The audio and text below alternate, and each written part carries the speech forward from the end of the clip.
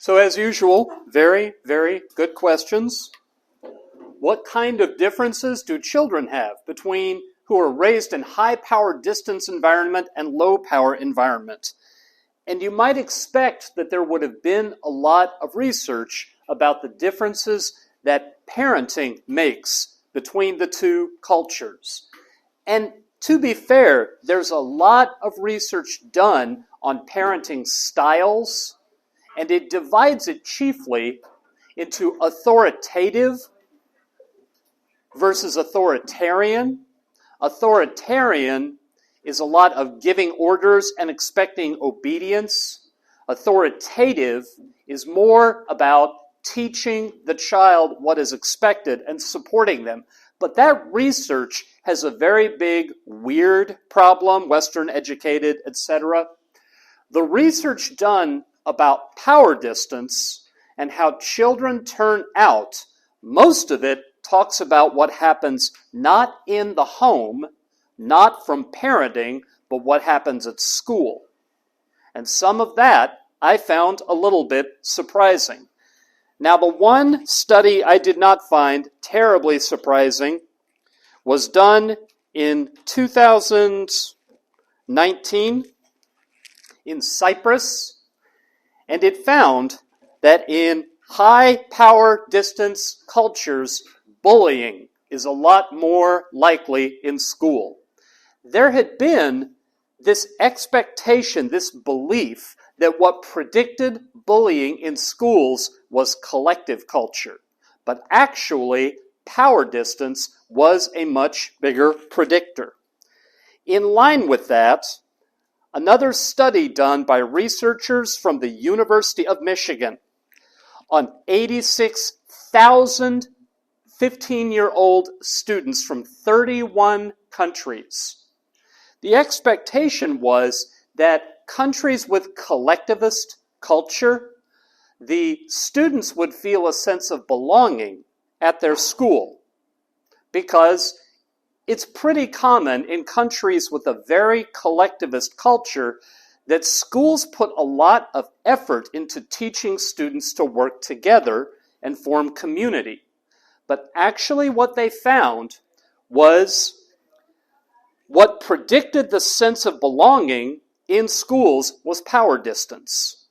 And the really surprising part, high power distance schools, students had a much lower sense of belonging, that they were welcomed at the school, that they had a place at the school, they were part of the community. And lower power distance cultures, the schools, the students at the schools had a higher sense of belonging. Now, the sense that you belong, that your school is a community where you fit, where people welcome you and they want you to be there, is associated with a lot of learning, positive learning outcomes. What they said was, a lot of the cultures with high power distance, especially in Asia, the Confucian tradition about education was that the teacher was high above the students were expected to work very hard, and that it was very competitive. Always the next level of achievement you were going to, getting admitted to a good high school, getting admitted to college, getting a job, you were competing against the other students alongside you. In lower power distance cultures, the teacher participated with the students, and there was an expectation that school shouldn't be hard work, it should be enjoyable while it was happening. So there were those two findings, the bullying study, the belonging study. For both of them, high power distance had some pretty difficult effects, unfortunate effects on the students. But the thing about social science research, it's often complicated. And the third one that I came across just this morning really surprised me. In lower power distance cultures, women do much worse in math. And here's why. They do a lot worse because in higher power distance cultures, you don't compare yourself to groups outside your own group. But in low power distance cultures, you compare yourself to everybody. There's not group separation or stratification. So in lower power distance cultures, stereotypes that men are better at math and science and women are better at language arts and poetry and history, those stereotypes operate. And students hear them and think about them, and their math scores are lower. So there are, for female students, math scores are lower. So there are, for each extreme in power distance, there are things that happen in schools that make a fairly big difference in outcomes. Question number 2. Is there a difference in the speed of development and growth in various things, business, culture, etc., between the high power distance and the low power distance? This one, my answer is pretty straightforward. A number of studies have demonstrated that lower power distance cultures, companies have an easier time being innovative, inventing new things. One of the simplest ones, a 2012 study, just borrowed the data from the Global Innovation Index and matched it up with data on power distance, and there was this neat negative correlation. Higher the power distance, the lower your score on the Global Innovation Index. I also passed along an article to someone came and talked with me after class last time. I apologize, I don't remember who. The article was titled "The Fabric of Creativity." It's about a company in the United States called Gore and Associates. And if you were to do a Google search for fabric of creativity, you could read that article. Gore and Associates has invented a whole lot of products that now make a lot of money. And the thing about Gore and Associates, they are known in the United States as the company where nobody has a boss. They don't believe in bosses. If they hire you, you will, from the other workers, you'll tell them what you're working on. They can choose to join your team, but nobody has a boss. And they are known, apart from that, they're also known for all the new products they invent. So yes, there is a fairly big association there. Third question. What influences the high or low power distance in each country? Well, part of the argument that I made last week is Confucianism versus Christianity is a big divergent force. Confucianism has as one of its teachings that respect for authority, maintaining hierarchy, maintains good order.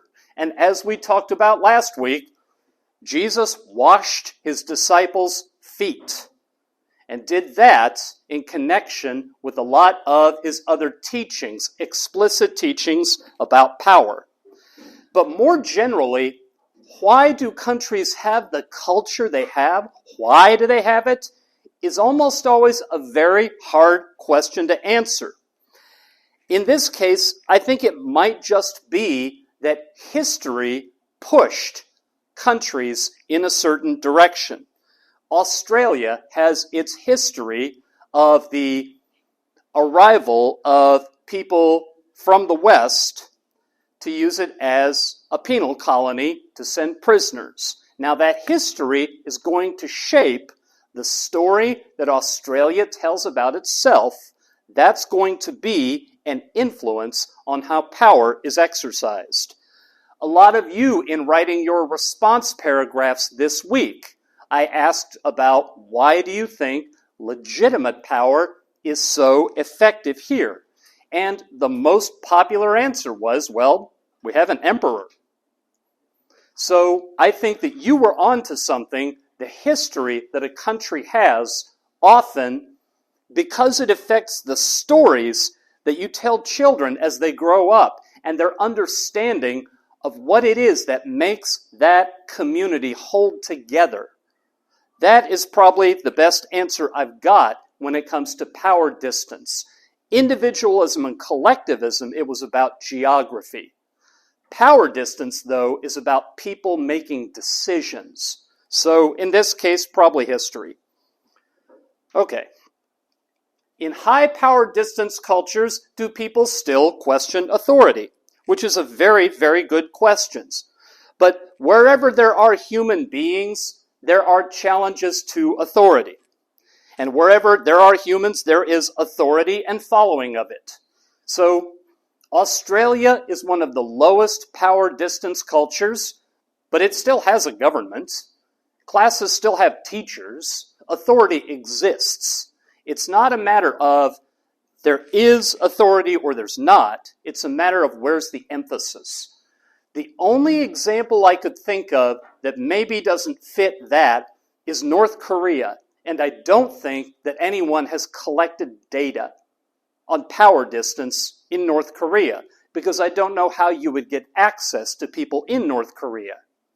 And that's very much an outlier situation anyway. All right. What is the relevance of the upside-down kingdom concept in high versus low power distance societies? Well, Christianity teaches that you should not seek power for yourself. That if you conduct your life trying to make yourself powerful, trying to gain money, career success, popularity, other people's approval because it builds you up, then the two things you've misunderstood are you will lose it all when you die or maybe even sooner. And second, that the real power belongs to God. That, in about 2 sentences, is the upside-down kingdom. Now, if that's how you view power, then you're a lot less likely to believe people above you ought to be deferred to and people below you ought to obey you. That's a simple answer to that. Finally, lower power distance cultures treat one another as equals. And the upside-down kingdom says, and we've said this since almost the beginning of the class when we talked about the parable of the Good Samaritan. Your neighbor is anybody who is in need. So you serve and you minister to anyone who has a need. All right. Does income affect the power structure in a culture? Easy. Yes. In lower power distance cultures, really big displays of being rich, being wealthy, while other people are poor, are viewed very negatively. That's one of the reasons that the United States is considered a moderately low power distance culture. By a lot of other institutions and habits and practices, we operate like we are low, the United States does, like we are low power distance, very low. But the split in wealth between the wealthiest and the poorest is one of the biggest splits in the world. I also, in thinking about this and doing a little digging around in the research, found a 2014 study that showed this really striking inverse relationship. The higher in power distance a culture was, the less likely people in the country were to give money to charity. So low power distance, lots of charitable giving. High power distance, keep your money for yourself. And that, I'm sure, makes a difference in income and wealth. All right. I think this is the fastest I've ever made it through the questions. This, though, is one I had to start over a few times because I kept thinking about the question wrong. Is it possible for a woman to have high authority in high power distance cultures? Or will men naturally take this position? In other words, can power be evenly distributed between men and women, even in a high power distance culture? And I think that I would have to be an anthropologist to be able to answer this question with perfect confidence. And I'm not. That's not my field. But I'm pretty confident of my answer anyway. It is a reasonable consensus among anthropologists. Anthropologists largely agree there is no such thing as a true matriarchy. So there are no large-scale communities where women have more or all of the authority than men do.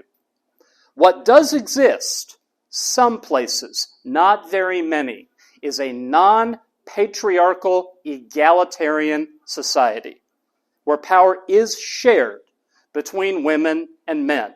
Commonly, the way that works is women have authority over things that are quite important and that they don't have authority over in other communities. So it's not that women and men make all the decisions together. They still make decisions separately. But women still, in a few fairly small communities, have such important things that they're given control over that anthropologists classify them as non-patriarchal and egalitarian. The problem is, and the pattern is, going all the way back to the ancient world, all the way back to Mesopotamia, more people tended to mean more power. How do you get more people? Women have to have babies. And for that to happen, especially before modern medicine, women have to withdraw from public life, leaving men to perform the public functions. That pattern has played out over and over again. So, have women historically been able to share power in a community that has high power distance? Well, high power distance means in some way you are separating people into categories, and some of the categories you give power to and the others defer. Well, one of the most fundamental and impossible to ignore categories, one of the first things you notice about a baby is male or female. And because for most of human history, physical strength meant a lot, and physical strength was the way you gathered wealth and the way you exercised power. For most of human history, the pattern has been that where power was stacked up hierarchically and people were expected to defer, men got it. Now, this question does not ask historically what happened. It asks if it's possible. That's where I have to stop and say I don't have perfect confidence in my answer. I could say, I don't think it's ever happened. Do I think it ever will? I think there could be communities where power was in a respectful and appropriate and fair way divided between women and men. Can that be done? Yes. Can it be done with the community still having a high power distance? I'm skeptical. I think that if power is divided and allotted rationally and in a way that is blind to the difference between women and men, I think necessarily a change that would come with it is the breaking down of the expectation that if you're on top, and if you're lower down, you obey. I don't think that would survive a reordering of community to divide power in a rational and respectful way. So, long-winded answer, an answer that I still am not fully confident of, but best answer I can give. And I said I had to keep starting over with my answer. I meant to edit this out because I went looking for where have there been matrilineal communities around the world. And every green dot you see on this map represents a people group that historically was matrilineal, which means power was handed down not through the father's line, but through the mother's line. You would become the chief or the king if your mother was in the royal family. And actually, there are a bunch of them. But what's interesting is that they tend to be fairly small communities, not the ethnic groups that today behave in a very nationalistic way and are the public face of large, powerful countries. In the United States, for example, the Cherokee, the Navajo, Seminole, and Choctaw were all matrilineal. But I was attacking the wrong question, because a culture being matrilineal, it indirectly bears on how power is divided, but not directly. Okay, I have said more than needs saying in answering that. What we are going to do right now, we're going to do two things. First of all, this is usually where I put the spreadsheet up and you go and you sit with the other two people and you make your trio. I have a grid that I have been using to put you in trios, and I've been trying every week to put you with two people you've never been with before. This week I finally hit the point where that's mathematically impossible. So, for today only, you get to pick the two people. Not picking your best friends. I just saw several people look at the person you're sitting next to. Here's my challenge. Try to do today with someone in class you have not been with already, but you've been curious about meeting. So not your best friend. I'm going to give you a couple of minutes to try to get yourself into trios. Next week, we're going to start reusing trios from earlier in the term. Anyway, go find a trio.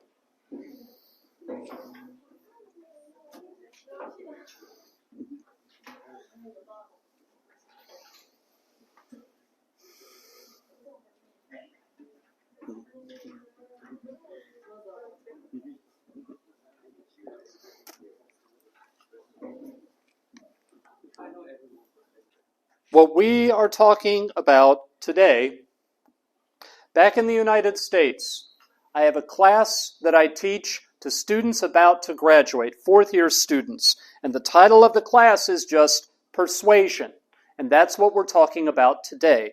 Differences in how persuasion works, according to social science, between Japanese persuaders and persuasive targets, and American persuaders and persuasive targets. I always have to warn my students at the start of that class.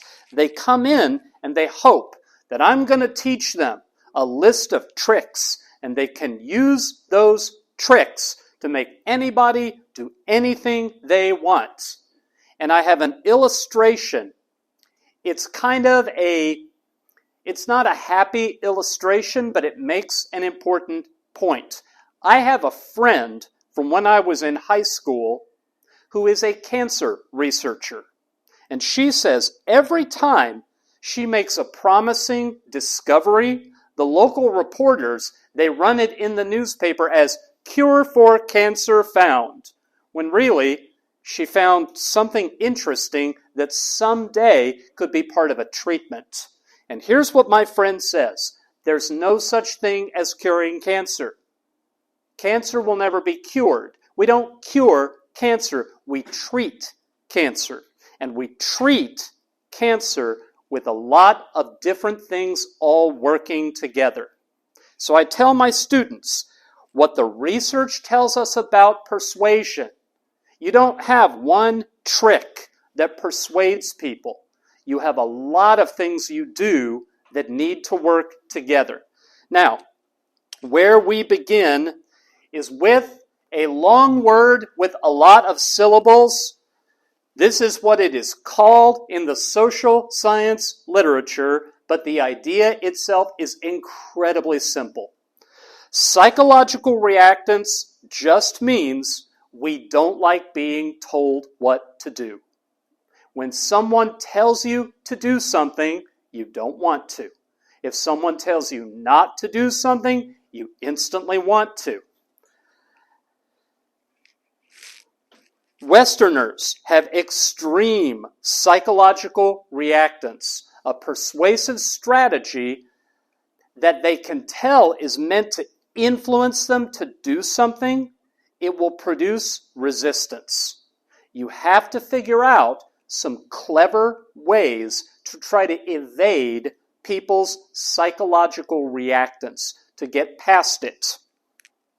Shuzo Imajo at Hokkaido University of Education, in a study published in 2012, and actually it wasn't a study, it was a review, a meta-analysis, but said collectivism correlates with less tendency to psychological reactance. Something I want you to understand from the beginning. Japanese people do experience psychological reactance. Japanese people don't like being told what to do, but they experience a milder form. There are standard instruments that will measure how prone you are, your tendency to experience it. And Japanese participants score lower. They don't score 0, but they score lower. So, Shina O-N, the other detail. They experience milder psychological reactance. Westerners, as they grow up, are socialized. They are brought up to act on that feeling. Don't tell me what to do, and they will be rebellious, and they will insist on doing things their own way. Japanese participants who have supplied data, they experience psychological reactance, but they're less likely to act on it. They're definitely less likely to be defiant and to refuse to do things. So they have a milder version of it, and it influences their behavior somewhat less. All right. I started with Sheena Iyengar's talk, and that talk goes on for another 12 minutes. But that one excerpt, Westerners believe that they can't be happy unless they can make their own choice. And Japanese people, it's common for a choice to be made for the group, and the group to be assured that this is the proper choice. I had never, well, not never, but very rarely in my life had I ever been to a restaurant meal where one meal was ordered for the group and you showed up and this is just what you're getting. That doesn't happen in the United States very often. It's happened almost every time I've been to a meal with a group here. And people seem satisfied. This is the meal for the group. It was chosen. We hope you enjoy it. All right. So what can you then do? What does research tell us makes persuasion, or is a promising approach to persuasion that deals with the problem of psychological reactance? Well, there are lots of different persuasive strategies. One of the ones, actually there are two that I'm going to talk about. The first of the two is cognitive dissonance. Cognitive dissonance. In case this concept is entirely new to you, the word dissonant, when I introduced this in my communication theory class, I put a piano keyboard. There are internet apps that work like piano keyboards, and I play notes together. And you know, there are musical notes that if you play them together sound good. They make harmony. But there are also notes that if you play them at the same time sound awful. You think, ugh, don't do that. Those notes are dissonant. That's what the word means. The two of them at the same time make a sound that is not a good sound. Cognitive just refers to using your brain for thinking. Your brain does several things. You experience emotion in your brain. Your brain regulates your body. But when you are thinking, you are engaging in cognition. Put it together, that concept, cognitive dissonance, refers to holding two thoughts that are not comfortable together, or a thought that is not comfortable, doesn't fit comfortably, a belief with your behavior. So if you have contradictory beliefs that are strong, that's a very unpleasant condition. And what people tend to do, they tend to change one of the beliefs. They will resolve it in favor of, they'll change one or the other of the beliefs until their beliefs are consistent with each other. So, how does this work as a persuasive strategy? Well, what you do, you don't tell people what to do, because if you do, that will cause psychological reactance. But you point out the behavior they're doing now is not consistent with their strongly held belief. And then you wait for them to persuade themselves. Because if they persuade themselves, if they think over and decide what they want to do, that avoids psychological reactance. A lot of the research into cognitive dissonance, a lot of the most effective uses of it come from campaigns to try to get people to do things that will make them healthier. Most of the classic cognitive dissonance campaigns that we study have to do with trying to get people to quit smoking. So if you tell people this is what smoking does to you, you're trusting that people will think, I want to be a healthy person. I want to be a person who feels good. I am smoking. This information tells me this is making me unhealthy and I'll feel bad.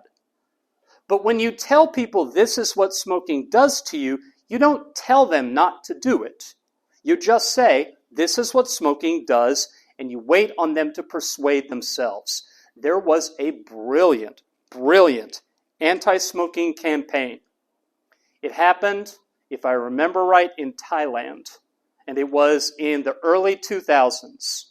It was staged on a small scale, hundreds and hundreds of times, but also filmed or videoed and shown as a public service announcement. This was the campaign. Someone would be out in public smoking a cigarette, and they would hear, do you have a light? And they would turn around with their lighter in hand, and it would be an 8-year-old child. And they would start to just berate this child. I'm not going to light your cigarette. Smoking's terrible. You should be running and playing. If you smoke, you're going to cough and you're going to get sick. And the child, who was trained to do this, was carrying leaflets and would hand them a leaflet. And the leaflet said, if you care this much about me, why don't you care that much about yourself? And with that campaign going on, the numbers of people smoking in the communities where it was done started to go down. It got them to really confront, because it got them to say out loud what smoking did instead of ignoring it. So that's a basic introduction to cognitive dissonance as a persuasive strategy. So one of the things the research on cognitive dissonance has told us, if your behavior is inconsistent with the way you think of your self-concept, and someone can point out to you something about your self-concept, that's one of the best ways to use this for persuasion. Maybe you work too hard, and the persuasive outcome is you should take more days off, you should take your vacation time, you should stop being a workaholic. Well, a good campaign, a good cognitive dissonance campaign might be to point out your children, your daughter, your son, they're bonding with their sports coach, they're bonding with the other families on the block, and they miss you. And just leave it at that. And don't say, take more days off, take more vacations. Because a lot of people who have children, their identity is tied up in being a good parent. So you point out to them, their children never see them and they miss them. And they might persuade themselves to stop being workaholics, and that would overcome the psychological reactance. Now, I mention that if you tie it to their identity, because our old friend Shinobu Kitayama, who we talked about weeks ago when we talked about self-construal, independent and interdependent, he also researches cognitive dissonance. In a series of studies, he demonstrated Americans experience cognitive dissonance if they are behaving in a way that's inconsistent with what they want. That's what Americans do. If you can show Americans your behavior contradicts what you want and what you're trying to do, that will bypass psychological reactance, and you can persuade them that way. But when it comes to Japanese participants in the exact same studies, if you point out their behavior is not consistent with what they want, it doesn't persuade them. If you point out their behavior isn't consistent with what their group does, or other people they're in a relationship, what they want, if that's where you aim the cognitive dissonance strategy, that's what changes their behavior, which goes right back to what we said early on about the self-concept, that it's common in the West for yourself to be traits that you carry around.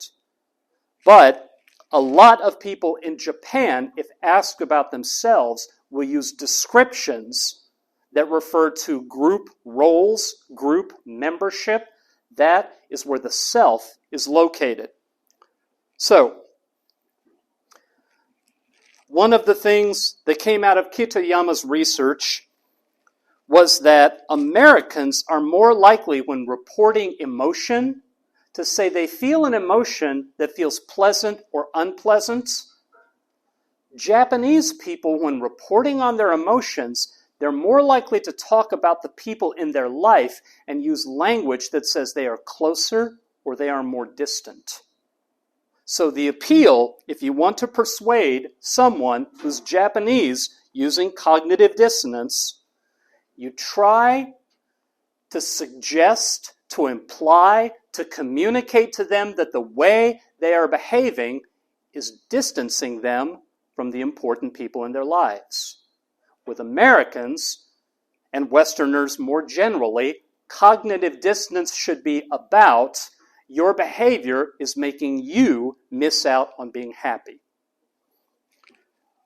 One other issue that I want to bring up in what social science tells us about persuasion. Cognitive dissonance, if you're feeling confused right now, I don't blame you. In communication theory, when we start this unit, I always warn them, this is one of the more confusing things we talk about. Be patient, keep reading, keep thinking, eventually it makes sense.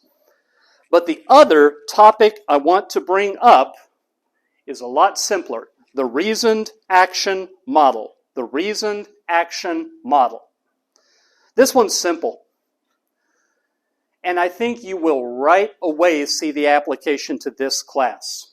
This one says, we commonly will make a decision to change our behavior when we think about what other people think of the change. Specifically, we will consider the injunctive norm. The injunctive norm. So let's see. What if I wanted to persuade all of you to stop carrying umbrellas and instead wear raincoats for the upcoming rainy season? And I might, let's say I'm really creative, I might say, your parents will be proud of you, your friends will be impressed, your professors will take notice of you, they'll, do a better job teaching you. I try to name all these people that I think are important to you. That is the injunctive norm. You persuade people by trying to make the case that people who are important in their life will respond well. But that's not the only element. The other element to the model is people consider what we call the descriptive norm. The descriptive norm is simply, what do other people who are similar to you, what do they do? If I were able to say, already across Japan, at college campuses everywhere, raincoats are trendy. Raincoats are what college students are wearing now. That's not talking about your parents or your friends. It's talking about other college students. You might wind up being the only college student who's still carrying that unfashionable, old-fashioned umbrella when everyone else has a raincoat. That's the descriptive norm. Back in the United States, right next door to my tiny college is the University of Oregon. They tried a persuasive campaign based on this years ago. Here's what they did, and they were not the only college that tried this. They collected data from across campus about how many servings of alcohol the student body, students had per week and per month. And then they just posted it. Just, these are the averages, with no other comments. There was a belief among University of Oregon students, not all of them, but some University of Oregon students had a problem with binge drinking. They would go out a couple of nights a week, and they would drink so much they were in danger of alcohol poisoning. And often their thought was, this is what you do in college. This is how you have fun. And if I don't go do this, I'm going to be the sad person that nobody likes, stuck in my dorm room, rejected and bored. And this descriptive norm approach was just meant to communicate to them, no, most students don't binge drink. You're not the minority, you're normal. If you don't binge drink, you're normal. The ones who drink a lot of alcohol, they're the unusual ones. You don't have to be like them. That was an appeal aimed at adjusting the norms to change people's behavior. Now, these strategies have been tried in the United States, and they've been researched. The research on them is a mess because it never quite works the way it should. These campaigns, people try to adjust the variables. They try to figure out, who will the injunctive norm be? How can we make adjustments to the descriptive norm? But in the United States, it's very, very hard to use these strategies. Now think about them being used in Japan. This is what the people in your group would like for you to do. This is what it is normal for people to do. I went digging to see if there were researchers who had tried to apply the reasoned action model and collect data on persuaders and persuasive targets in Japan. I came up empty, but I did find one researcher, Kyoko Oi, at Toyo Eiwa University. This study is a few years old, but she was studying differences in how Japanese people argue and how Americans argue. And she said, Japanese arguers far, far more often, they will refer to uniformity and harmony as reasons we ought to do something. This is what everyone's doing, and if we do it, we will all agree, which effectively is this strategy. I bring her up, and I'm happy to bring up her study, because I've told you since the day this class started, I taught this class because of something I kept finding when I read about differences between Japanese communication and American communication. The basis for her study, she took American college students and Japanese college students, and she said, please write for me an argumentative paragraph. Here's the topic: doctor-assisted suicide. Please write arguments against it. And she wanted to see how would the arguments be different. Japanese arguers more often referred to harmony and uniformity, and there were some other differences. And American arguers were far more likely to mention Christianity and the Bible. And I keep bumping into that, and that's why this class exists. All right.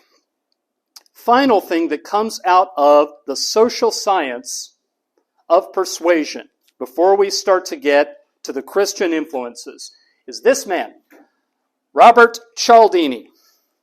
Robert Cialdini. He is, I believe, at the University of Arizona. And I remember a few weeks ago, Kubota-san asked me if I had any reading recommendations, a good book. I was thinking in getting ready today, whatever his latest book is, I think is worthwhile. Because he researches one very specific topic. And if you're familiar with it, there are a lot of applications. He researches he researches this: heuristics. If you read the work that Robert Cialdini publishes, sometimes people call them laws of persuasion or laws of influence. That is not what they are. A heuristic. What we do when the information that we have is overwhelming, when the data that we are dealing with is confusing, when it's too much and there are no patterns and we can't figure out what it means, we fall back on heuristics. Now, when the information we have makes sense, then we think about it and we make reasoned decisions. When it doesn't make sense, we fall back on heuristics. When I teach this in my persuasion class, I give them a memory trick. There's an old movie series called The Little Rascals, and the heuristics spell out the word rascals. We're going to deal with them pretty quickly. And you can find he's actually got a fairly helpful website called Influence at Work, which is a play on words, as in you can have influence at your workplace, and also there is influence at work in most of the interactions you have with other people. So if you Google that, influence at work, you'll find his longer explanations. Reciprocity just means if someone has done you a favor or someone has helped you, you will feel the burden to help them back. As a social science term, it means more than that. But that, he says, is one of the ways we decide how to behave. We will help someone who's helped us. We also, when information is confusing and we don't know what to do, we'll go with what the authority says. We will take an option if we think it won't be available later. We also will do what we have done previously. We'll do the same thing over and over again. And I have noticed how many of you are sitting in the same chair you sat in, or you come in most days and sit in the same chair every time the class meets. He used to have 6 of these. This is the 7th one he recently added. He calls it Unity. I changed it from Unity to All of Us to make the memory trick. When you recognize that someone belongs to a group that you belong to, you will behave in a way that you see the other person in your group behaving, or you will behave in a way to help them, and not necessarily someone who's not in your group. There is liking. We will behave in the way that we think makes us likable. And finally, there is social proof, and that's the easiest one of all. We do what we see other people doing. I last week got out of the train on a train station I had never been to. And I looked around and I could not figure out where the exit was. So I just followed everybody else. And then there it was. And the information was overwhelming, and I fell back on the heuristic. Now, I blew through those pretty quickly. He says the role these have in persuasion, most of the time, most decisions people make, they don't think carefully about, because thinking very hard is exhausting. Most decisions we treat as not very important. And if you want to persuade someone and you work these elements into your persuasive message, you make it easy. You use behaviors that are familiar and that are comfortable. So, the heuristics, Cialdini's heuristics, that's the last thing to come out of the social science of persuasion that I wanted to mention. So, I talked about cognitive dissonance, the reasoned action model, group norms, and heuristics. Let me now get to where I think there are influences that come out of Christianity that explain, in part, the difference. For several of these, I'm not going to put the audio Bible up because they are very short excerpts from the Bible. The first of these, the Bible teaches over and over again, don't do what you see other people doing. Don't do something just because other people are doing it. I'm just going to show you two examples, and they're short. That one.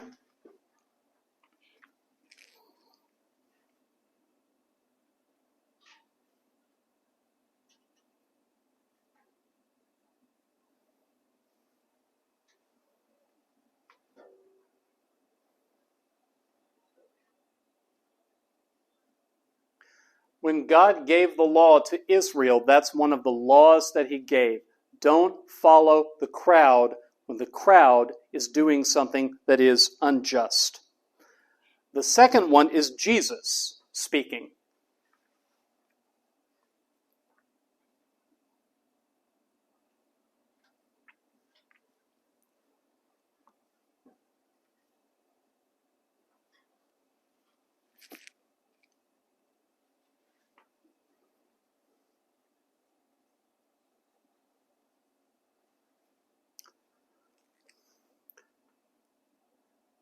The wide road leads to destruction.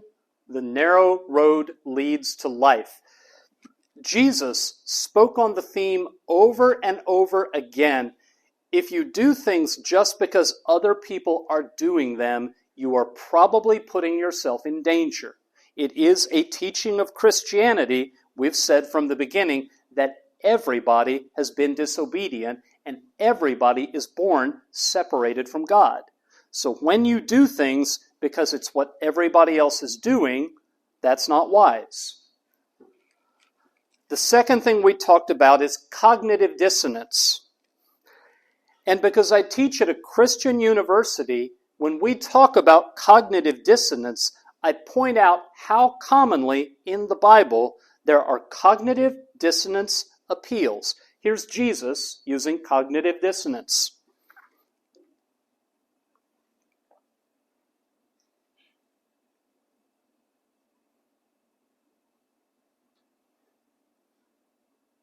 Why do you call me Lord, Lord, if you're not going to do what I say? Why do you say that you believe that I have the authority that I have, that I am who I say I am, and then disobey me? A little bit further on, in one of the letters to the churches,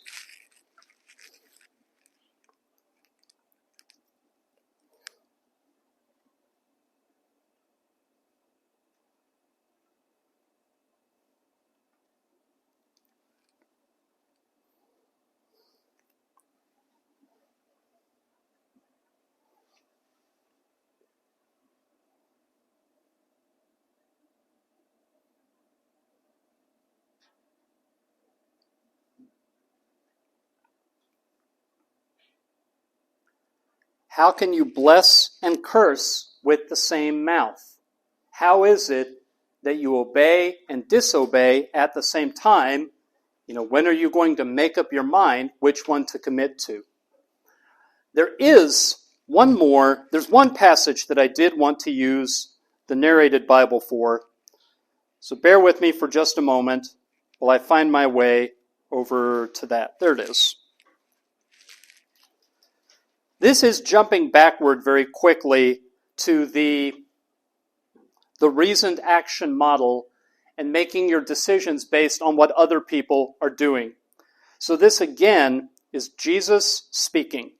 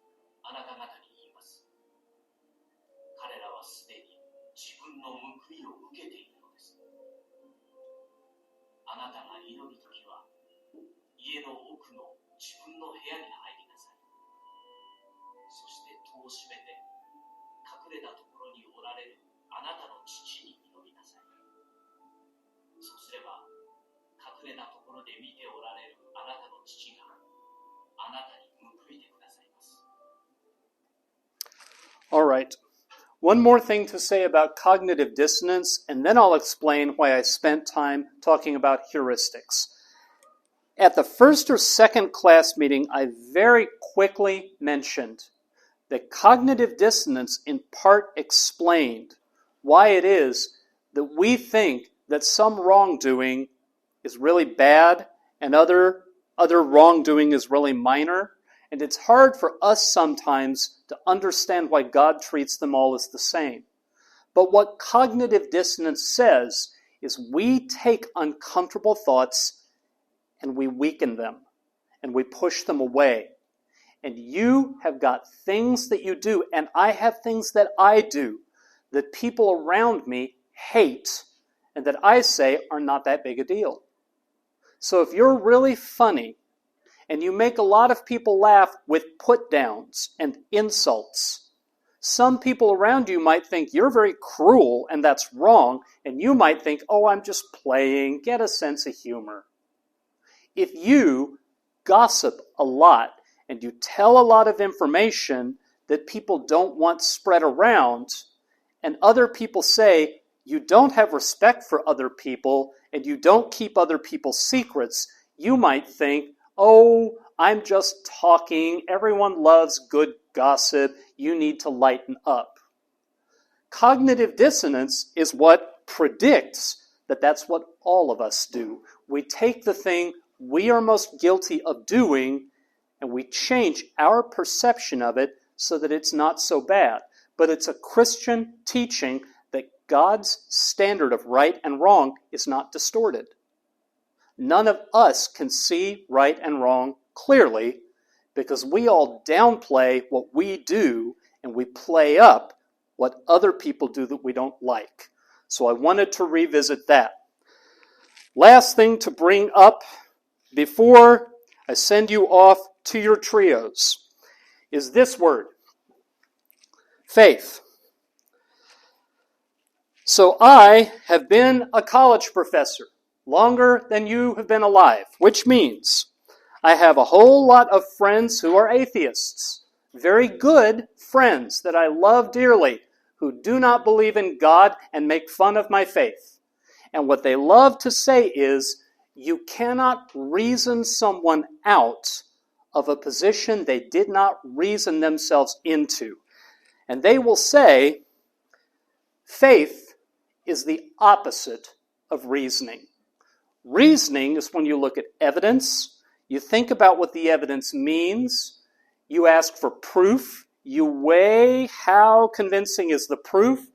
Faith is just throwing up your hands and saying, I've decided what the people around me say, what the church says, even though it makes no sense, I have faith.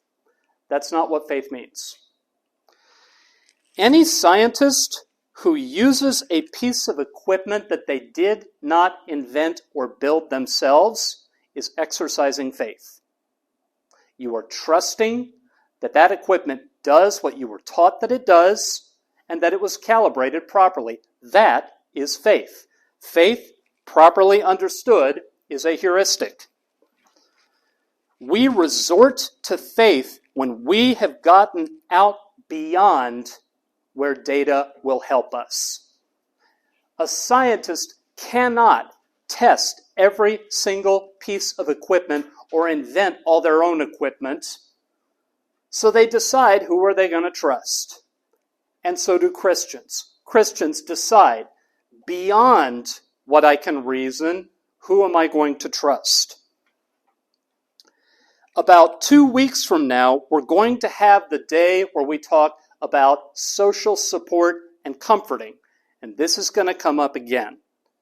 Because when people are dealing with tragedy, with deaths in the family, we do resort to faith because often there is no answer available. That doesn't mean we don't believe in evidence or reasoning. It means, like every other member of the human race, we use heuristics. All right, 2:35, that's where I'm going to leave it. I'm going to put the 15-minute clock up. We will reconvene at about 2:50. So turn to your trio and go.